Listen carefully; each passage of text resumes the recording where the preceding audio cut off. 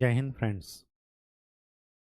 Indian polity की series हमारी चल रही है और इसी सीरीज को कंटिन्यू करते हुए हम लोग भारतीय संविधान की विशेषताएं देख लिए हैं और साथ में हमने ये देख लिया है कि नागरिकता क्या होती है, इनके कौन कौन से प्रावधान, कौन कौन से अधिकार नागरिकों को मिले हैं और कौन से विदेशियों को मिले हैं। नागरिकों को कुछ स्पेशल अधिकार मिले हैं, वो आपको ध्यान में रखना है। आर्टिकल 15, 15, 16, 19, 29 और 30। ठीक। और अभी तक हमने मूल अधिकार में कहाँ तक पढ़ लिया था? आर्टिकल 14 पढ़ लिया था, समता का अधिकार, आर्टिकल 14 से लेकर के 18 तक। और फिर हमने देख लिया था स्वतंत्रता का अधिकार, आर्टिकल 19 से 22। फिर शोषण के विरुद्ध अधिकार देख लिया था, राइट अगेंस्ट एक्सप्लॉइटेशन, और उसमें हमने देख लिया था आर्टिकल 23, 24। कल हमने ये देखा था कि धर्म की स्वतंत्रता का अधिकार भी संविधान में दिया गया है, और वो है आर्टिकल 25 से लेकर के 28 तक। ठीक। इसमें एक चीज छूट गई थी, वो भी नोट कर लीजिए। एक संबंधित वाद है जिसको बोलते हैं पुट्टा स्वामीवाद।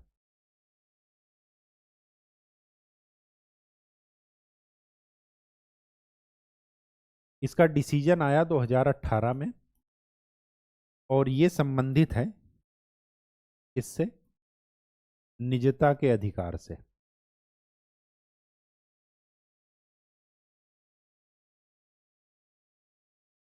Right to privacy.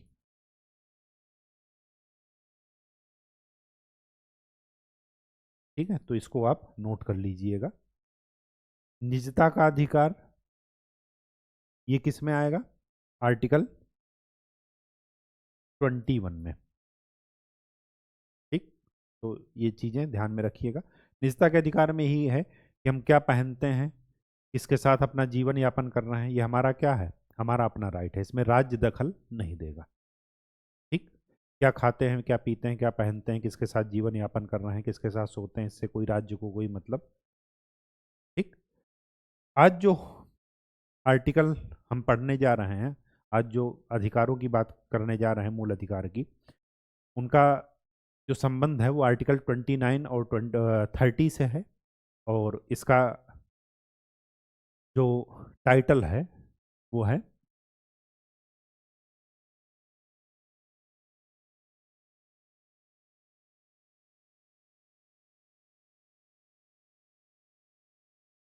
भाषा, संस्कृति, लिपि के संरक्षण का अधिकार।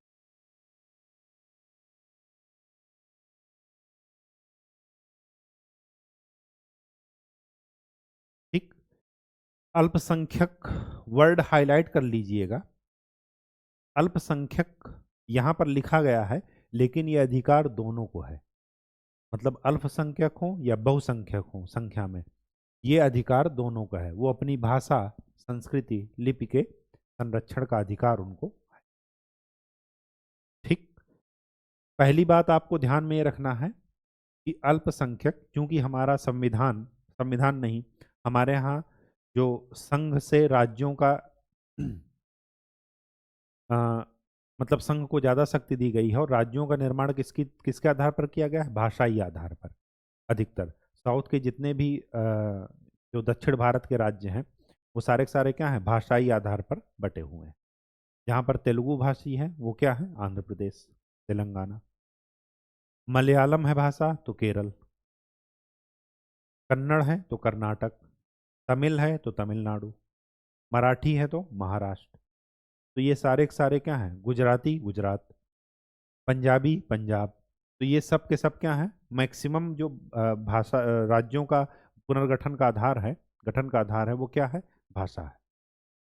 अब इसके आधार पर सुप्रीम कोर्ट ने दो डिसीजन दिया।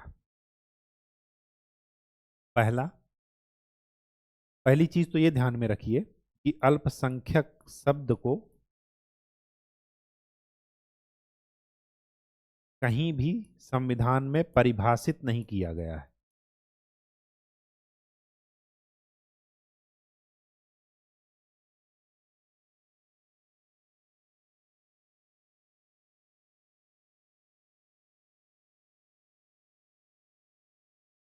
अल्पसंख्यक वर्ड को संविधान में परिभाषित नहीं किया। ठीक। दूसरी बात, जो यहाँ पर अल्पसंख्यक इंक्लूड हो रहे हैं इस अधिकार में, वो भाषाई और धार्मिक, मतलब भाषा के आधार पर और धर्म के आधार पर दोनों अल्पसंख्यकों की बात की जाती है संविधान में। दोनों अल्पसंख्यक के अधिकारों की बात की जाती है संविधान में। ठीक, चाहे वो भाषाई अल्पसंख्यक हो चाहे धार्मिक अल्पसंख्यक हो, धर्म से के आधार पर। ठीक। तीसरी बात,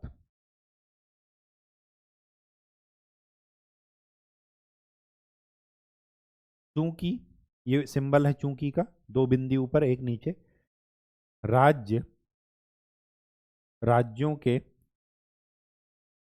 गठन का मुख्य आधार वो भाषा थी। इसलिए इसलिए इसलिए चूंकि का जस्ट उल्टा, एक बिंदु ऊपर दो नीचे। ठीक। इसलिए अल्पसंख्यकों को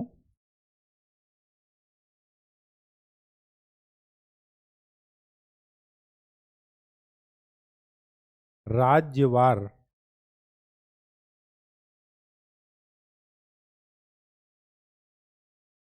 परिभाषित किया जाएगा। ये सुप्रीम कोर्ट का डिसीजन है। मतलब पूरे भारत में कौन अल्पसंख्यक है? देखिए, अल्पसंख्यक का क्या मतलब है कि जिसकी पॉपुलेशन, जिसकी जनसंख्या लेस देन 50% है, 50% से कम। तो हिंदुओं को छोड़ करके बाकी सारे धर्म के लोग इन अल्पसंख्यक समुदाय में आते हैं। कौन कौन से? मुस्लिम, सिख, ईसाई, बौद्ध, जैन, ये सब क्या आ रहे हैं अल्पसंख्यक में। लेकिन आश्चर्य की बात है, अगर मैं पंजाब की बात करूं तो पंजाब में सिर्फ क्या है, 50% से ज्यादा उनकी पॉपुलेशन है या नहीं? केरल में क्या है, मुस्लिम ज्यादा है। जम्मू कश्मीर में क्या है, मुस्लिम ज्यादा है। ठीक, पॉपुलेशन। तो अल्पसंख्यकों का जो दर्जा है वो केंद्र स्तर स्तर पर, मतलब पूरे भारत के स्तर पर नहीं देखा जाएगा। अलग अलग राज्यों में अल्पसंख्यक की डिफिनीशन बदलती रहेगी। हो सकता है कि उत्तर प्रदेश में मुस्लिम अल्पसंख्यक हैं, लेकिन जम्मू कश्मीर में वो क्या है, बहुसंख्यक। तो वहां पर कौन अल्पसंख्यक होंगे, हिंदू। तो जो अधिकार अल्पसंख्यकों का उत्तर प्रदेश में मुस्लिमों को मिलेगा, वही अधिकार जम्मू कश्मीर में किसको मिलेगा, हिंदुओं को मिलेगा। क्यों? क्योंकि वहां पर वो अल्पसंख्यक। ठीक। तो अल्पसंख्यक की डिफिनीशन बदलती रहेगी राज्यवार, उनका क्राइटेरिया बदलता रहेगा। तो स्वाभाविक सी बात है कि वो जो है उनकी परिभाषा भी बदलती रहेगी। ठीक। कोई समुदाय हो सकता है एक जगह बहुसंख्यक हो, एक जगह अल्पसंख्यक हो, उससे कोई मतलब नहीं है। जहां पर वो अल्पसंख्यक है वहां पर अल्पसंख्यक वाले अधिकार उनको मिलेंगे। ठीक। तीसरी बात जो इसमें ध्यान में रखना है आपको, कि ये जो अधिकार है आर्टिकल 29 एंड 30, ये अल्पसंख्यक एंड बहुसंख्यक दोनों को है।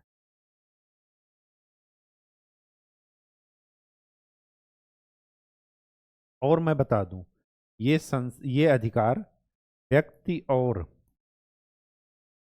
समुदाय दोनों को है। मतलब इंडिविजुअल व्यक्ति भी ये काम कर सकता है और उनका एसोसिएशन भी ये काम कर सकता है, पूरा एक वर्ग भी उनके आधार पर ये काम कर सकता है। अब देख लेते हैं कि क्या कहता है आर्टिकल 29। आर्टिकल 29 का फर्स्ट पॉइंट ये कहता है, आर्टिकल 29(1), ये कहता है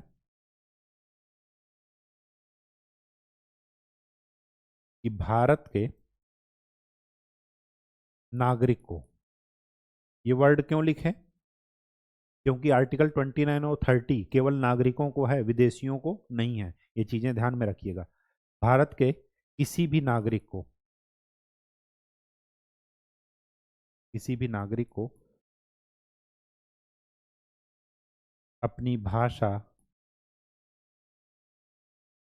धर्म, संस्कृति, लिपि के संरक्षण का अधिकार है।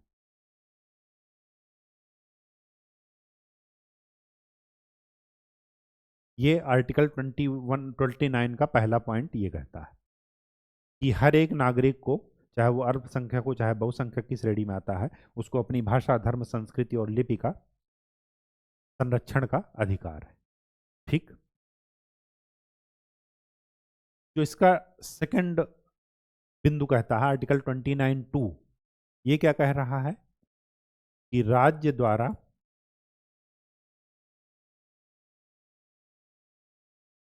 वित्त पोषित, मतलब जिनकी फंडिंग कौन कर रहा है? राज्य। संस्थानों में भाषा, धर्म, जाति, वर्ग के आधार पर भेदभाव नहीं किया जाएगा। मतलब वो सभी धर्म, सभी भाषा, सभी जाति के लिए खुले हैं। कोई ये नहीं कह सकता कि अगर ये जो है जैसे जामिया मिलिया है, अगर आप ये कहिए कि वहाँ पर खाली मुस्लिमों को ही पढ़ने को मौका मिलेगा, तो ऐसा नहीं हो सकता। क्यों? या केवल उर्दू भाषा बोलने वाले या पढ़ने वाले ही वहाँ पर एडमिशन लेंगे, ऐसा नहीं होगा। ये आर्टिकल 29 कहता है। ठीक। आर्टिकल 30 क्या कहता है?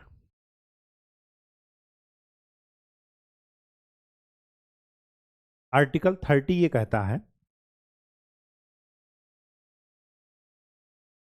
कि किसी भी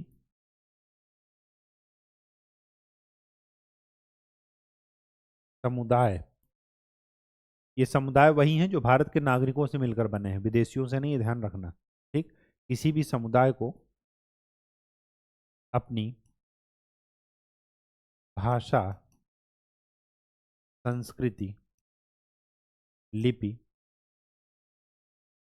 के संरक्षण के लिए संस्थान की स्थापना का अधिकार होगा।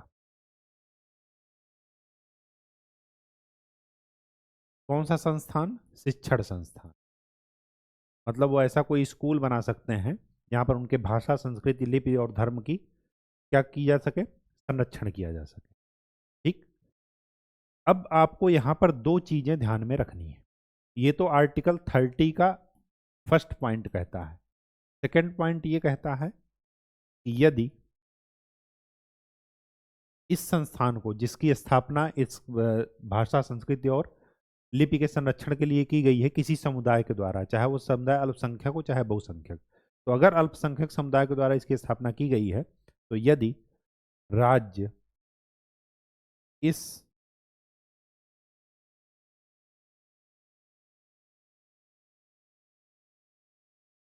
राज्य द्वारा किसी संस्थान को वित्तीय सहयोग देने में भेदभाव नहीं किया जाएगा,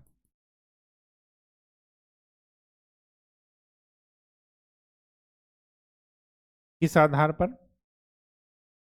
किस आधार पर नहीं किया जाएगा?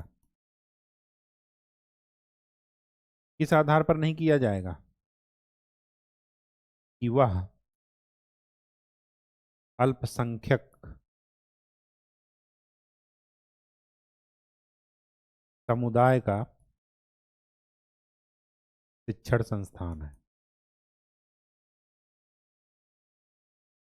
जो फंडिंग बहुसंख्यक समुदाय को मिलेगी वही अल्पसंख्यकों को भी मिलेगी। राज्य उसमें भेदभाव नहीं करेगा, सिर्फ इस आधार पर नहीं करेगा कि यह संस्थान अल्पसंख्यक है। ठीक। दूसरी बात, अगर राज्य इस अल्पसंख्यक संस्थान को फंडिंग करता है, वित्त पोषित करता है, तो इसके अल्पसंख्यक चरित्र पर कोई प्रभाव नहीं पड़ेगा।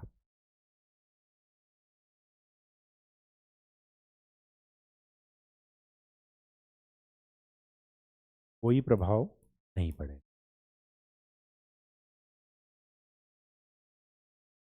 राज्य के द्वारा सहयोग देने पर।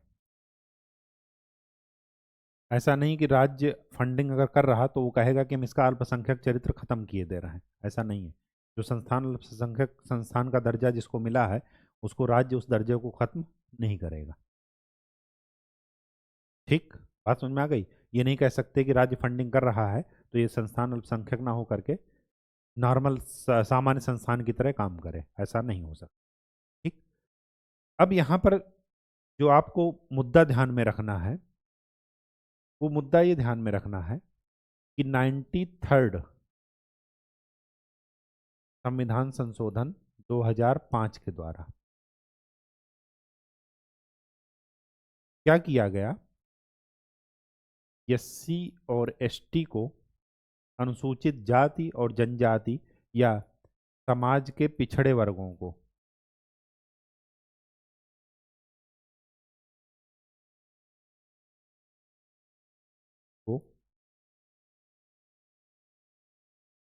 आरक्षण दिया गया।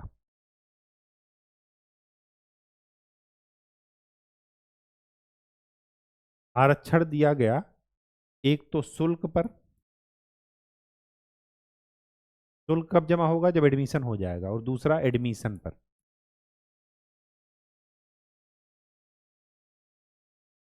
सुप्रीम कोर्ट का ये डिसीजन है कि ये जो संविधान संशोधन विधेयक है 93rd, जिसके तहत समाज के पिछड़े वर्गों को, अनुसूचित जाति और जनजाति को संस्थानों पर क्या है, एडमिशन के लिए और शुल्क के लिए आरक्षण, शुल्क में मतलब कमी कर सकता है, और एडमिशन पर आरक्षण, सीटों पर आरक्षण। तो ये जो बात है, ये अल्पसंख्यक संस्थान पर लागू नहीं होती, ये आपको ध्यान में रखना है।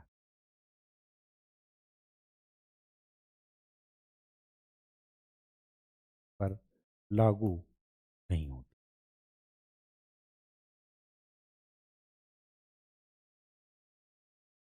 ठीक, ये जो बात है ये एक सामान्य संस्थान पर लागू होती है, अल्पसंख्यक संस्थानों पर लागू नहीं होती।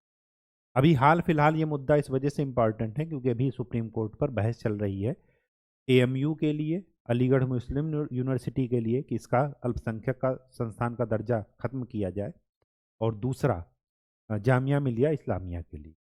ठीक, तो ये ध्यान रखिएगा, पहले ही संविधान में लिखा है कि अगर राज्य किसी को फंडिंग करता, किसी संस्थान को, तो अल्पसंख्यक का दर्जा खत्म नहीं कर सकता। ठीक, एक जो इंटरेस्टिंग बात है वो ये है कि अल्पसंख्यक संस्थान का दर्जा अगर मिला है तो अल्पसंख्यक समुदायों की सामाजिक उत्थान के लिए मिला है। अब यहां पर यह है कि राज्य कब इंटरफेयर नहीं करेगा, ये जो लिखा है कि राज्य इंटरफेयर नहीं करेगा, तो कब नहीं करेगा वो देखिए। तो यहां पर एक चीज ये लिखी है कि अल्पसंख्यक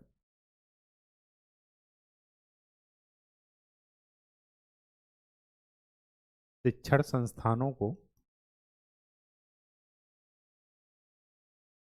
प्रबंधन का पूरा अधिकार है।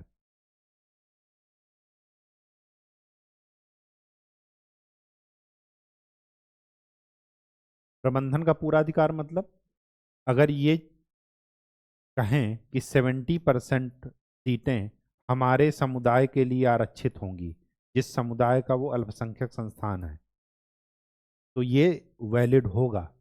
मतलब ये अन्य किसी समुदाय के लिए सीटों पर ऊपरी सीमा लगा सकते हैं, इसके लिए सरकार जिम्मेदार नहीं है। तो अन्य समुदायों के लिए सीटों की संख्या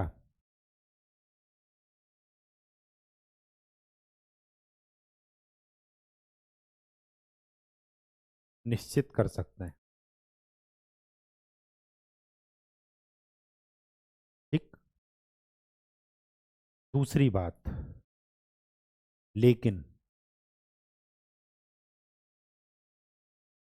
शैक्षिक अर्हता, पाठ्यक्रम, शैक्षिक योग्यता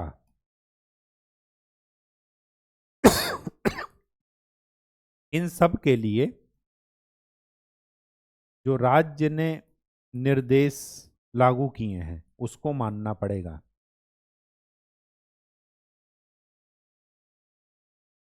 जैसे अगर राज्य ने कहा कि अगर आपको ग्रेजुएट स्कूल के बच्चों को पढ़ाना है तो मिनिमम क्वालिफिकेशन टीचर की क्या होनी चाहिए, पीएचडी या मास्टर, तो आप उसको डिनाई नहीं कर सकते, चाहे वो अल्पसंख्यक संस्थान हो और चाहे बहुसंख्यक। ठीक। मतलब राज्य के नियमों के दायरे में रहते हुए आप कीजिए।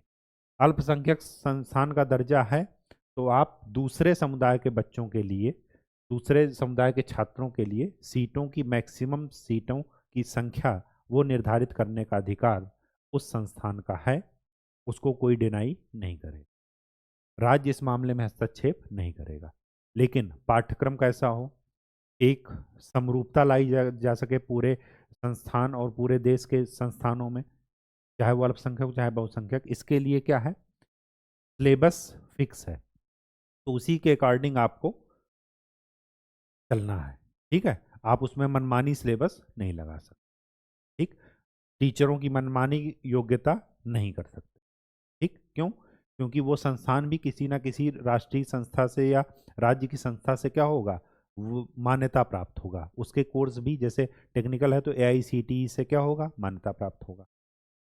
अगर नॉन टेक्निकल है तो यूजीसी से क्या होगा, मान्यता प्राप्त होगा। तो यूजीसी की गाइडलाइंस उसको क्या करनी पड़ेंगी, फॉलो करनी। ठीक। तो इसमें केवल इतना ही था। नेक्स्ट लेक्चर में हम लोग संवैधानिक उपचारों का अधिकार पढ़ेंगे, साथ में ये भी जानेंगे कि संपत्ति का अधिकार क्या था, उसको मूल अधिकार से कानूनी अधिकार बना दिए तो क्या अंतर आया, ये सारी चीज़ें हम जानेंगे। और ये चैप्टर एक दो दिन में ख़त्म हो जाएगा, तो आप अच्छे से पढ़ाई कीजिए, रिवीजन कीजिए, बस यही कहना था। और कल मिलते हैं। Thank you.